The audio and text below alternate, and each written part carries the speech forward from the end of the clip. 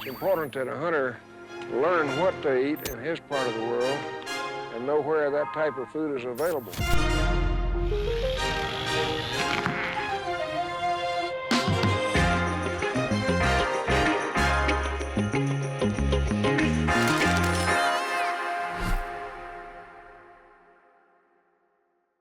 Welcome to this episode of Deer Dirt.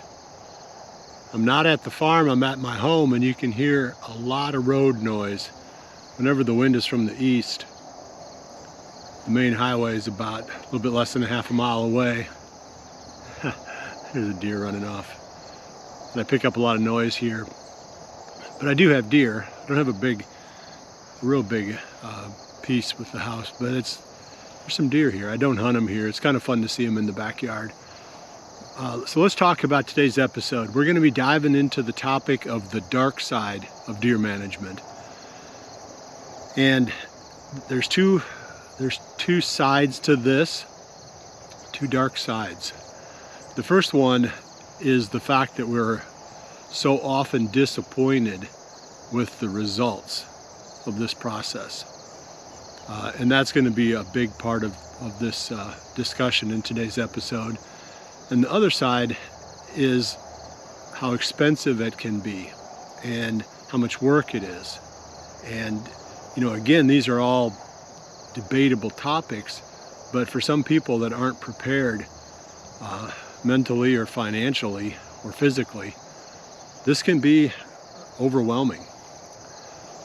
So I'm going to start with dark side number one, and that is the disappointment in the results or the potential success of a deer management mission. Let's say you bought your dream property, let's say it's 120 acres, and you're thinking, now I can grow bigger bucks.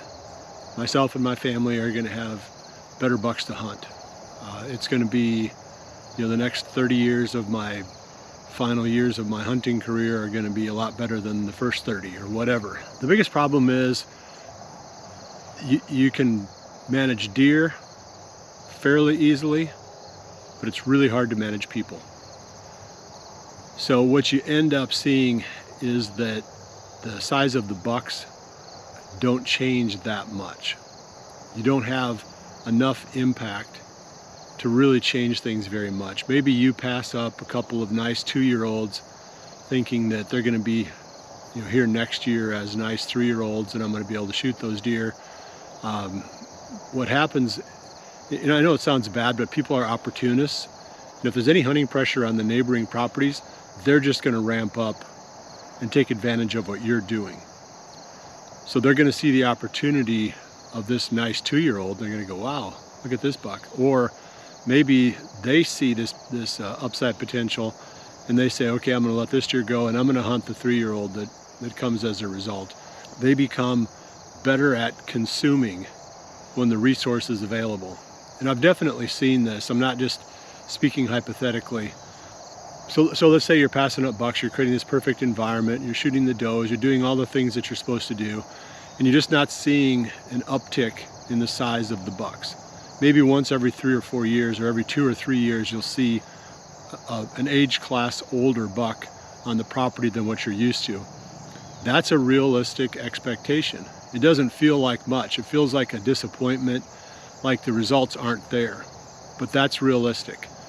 Now let's talk about what I call the very darkest side of deer management, and that's really what I call trophy hunting. And, you know, I'm not one of these people that says, oh, you know, hunting, you know, trophy deer, you know, somehow that's unethical, that we should just be hunting for meat.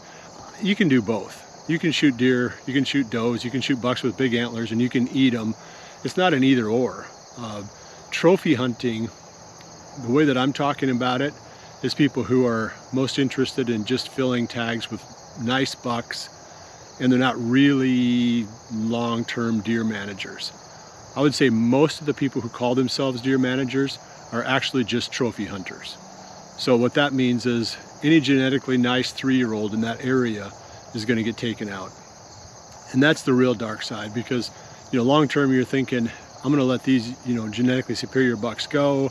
You know, a couple years out, those are going to be Shaquille O'Neal. You know, these are going to be the genetic freaks. These are going to be the giants.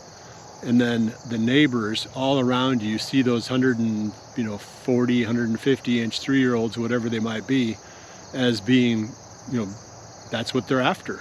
They're not worried about the age of the deer. They're only looking at the antlers. And that is very, very common. So that's one of the reasons why you don't see any good results, any good long-term results of producing giants, is because, again, your neighbors just respond. They step in there and they take advantage of what you're doing. You're passing them up, hoping that they get a year older. They shoot them because they're already big to them.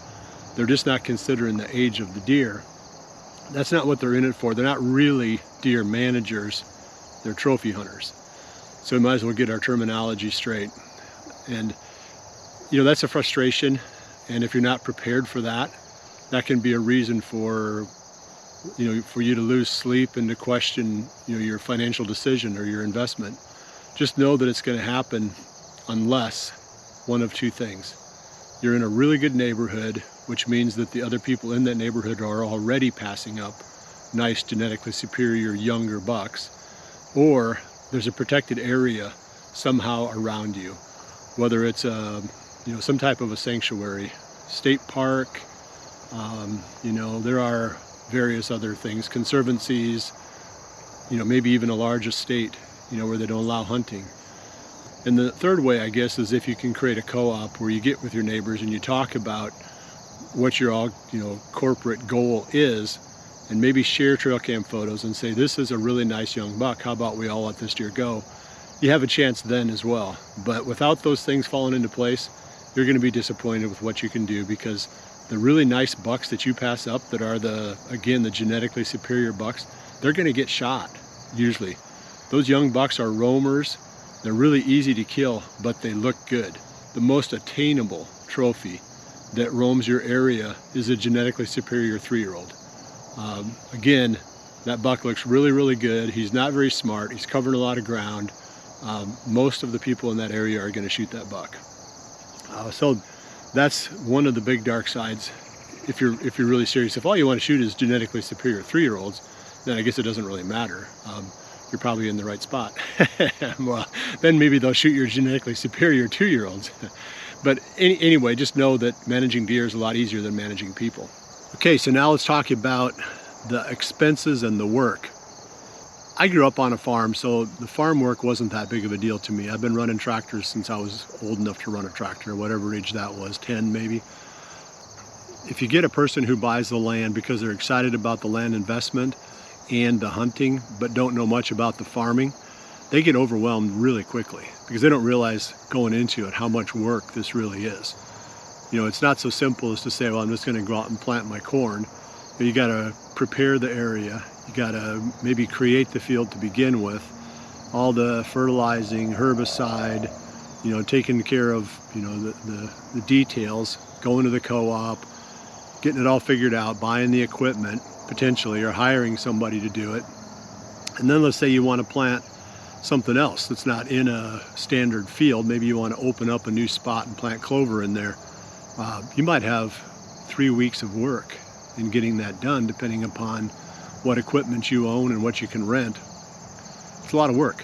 And I really enjoy it. I mean, for a lot of us, that's the fun part. But just know that getting from point A to point B is going to be, you know, a pretty good challenge. And it's expensive too. It can be. You know, food plots are fairly expensive. Just hiring people to do the work, if you don't have the skills or the time to do it yourself, is expensive. You know, then you get into the habitat and you're talking about planting trees, which again, I really enjoy, but it's very time consuming. And timber stand improvement work, very physically demanding, also very time consuming.